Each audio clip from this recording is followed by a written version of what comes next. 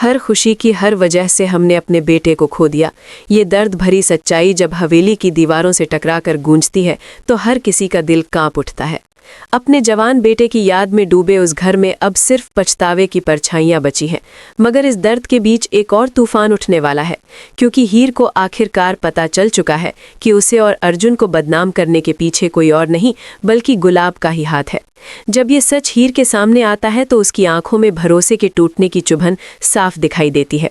जिस औरत की जान उसने बचाई थी वही उसकी जिंदगी को बर्बाद करने में लगी हुई थी। ये एहसास हीर को अंदर तक झकझोर देता है। आने वाले ट्रैक में कहानी खतरनाक मोड़ लेती है।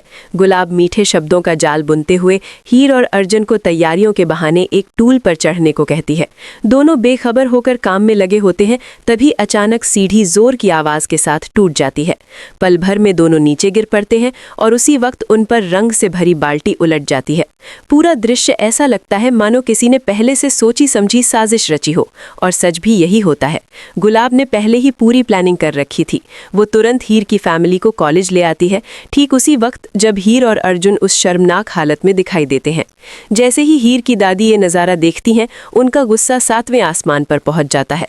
बिना कुछ सुने समझे वो वहीं हीर पर हाथ उठा देती हैं और अर्जुन को भी खरी खोटी सुना देती हैं। तू यहाँ पढ़ने आती है या रंगरेलियां मनाने? ये ताना हीर के दिल को चीर देता है।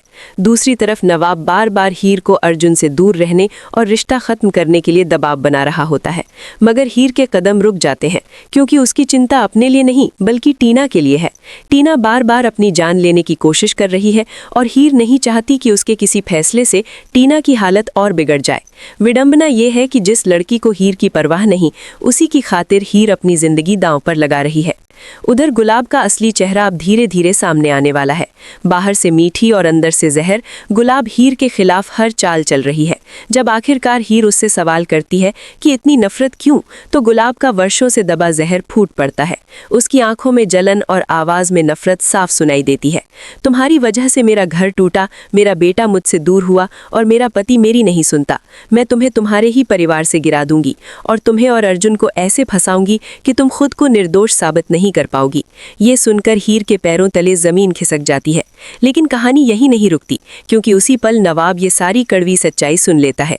जिस माँ को वो अब तक सबसे सही समझता था, वही उसकी जिंदगी की सबसे बड़ी विलन निकली। ये एहसास उसके होश उड़ा देता है।